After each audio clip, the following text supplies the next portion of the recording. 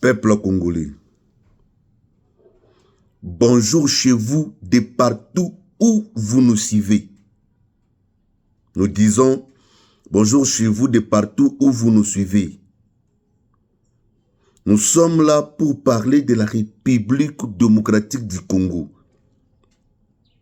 Nous sommes là pour communiquer sur la République démocratique du Congo. Donc c'est notre pays, nous sommes très sérieux chaque fois. Ngana bino tokuta na rapona tout sur la moka. Loyenge te nini te elo mususu te.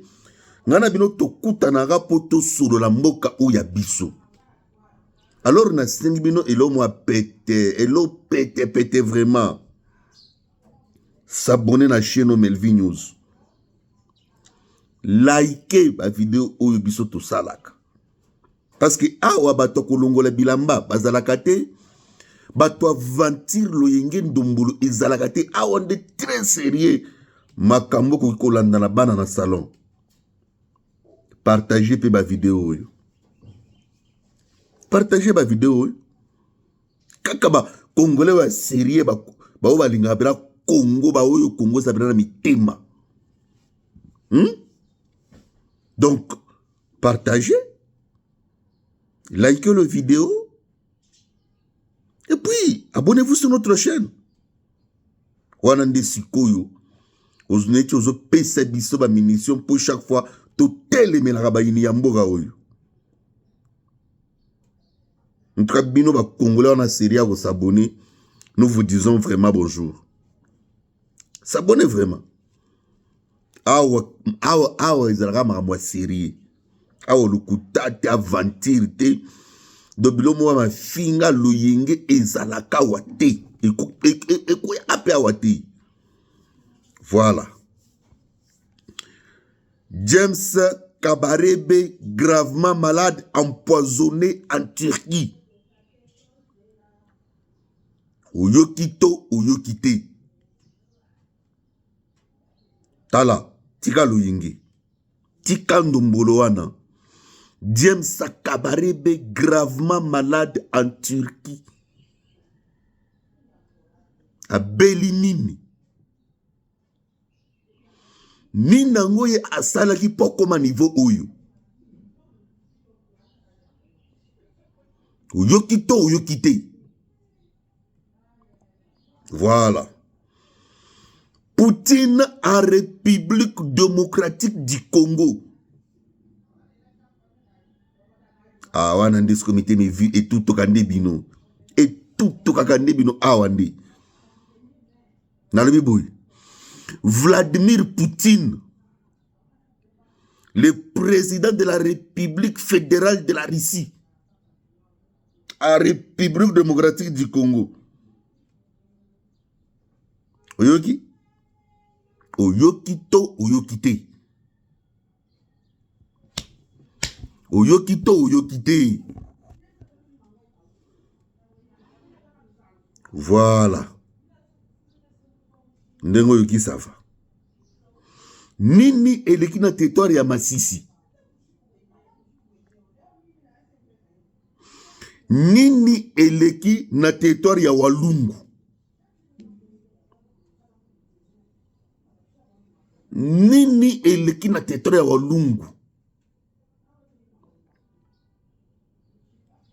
Ambiscade wana ebomi bango combien? Voilà. Tokovande la ndeao.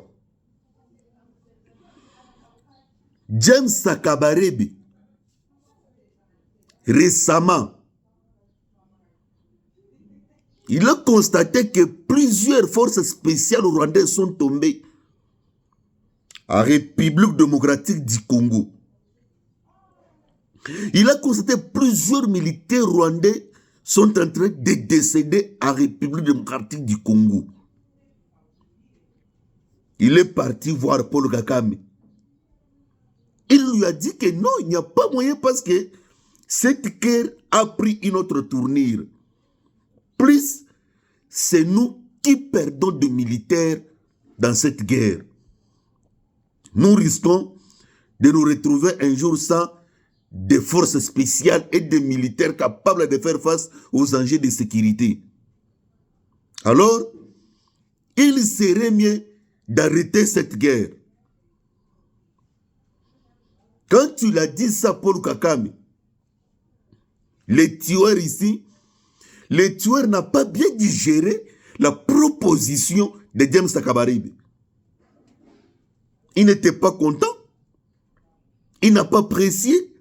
Il trouve que non, James Kabarebe est en train de les trahir. Yokangai.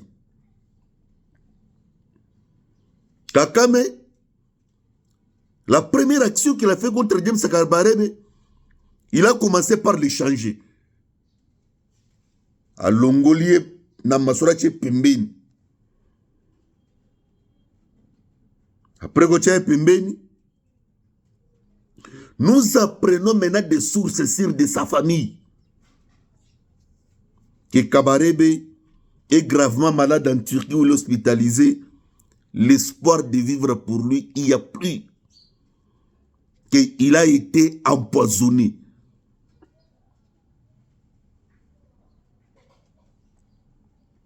Omoni ndoki, soki asilisi kolia batutu, alia kati batunai, tibananaï. Pour avoir dit à Kagame que non, ça ne va pas nous perdre beaucoup de soldats.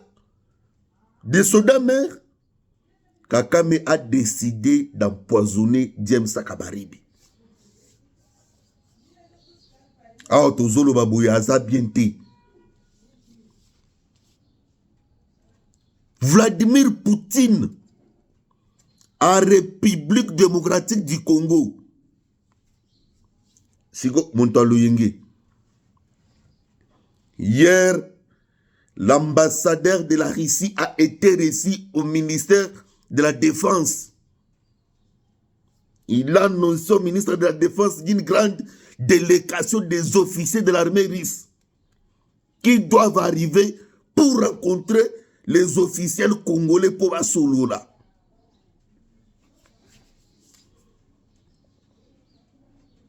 Alobi ke bazana biloko ebele balinga teke la Congo. Bari bazolu ka partenariat wana.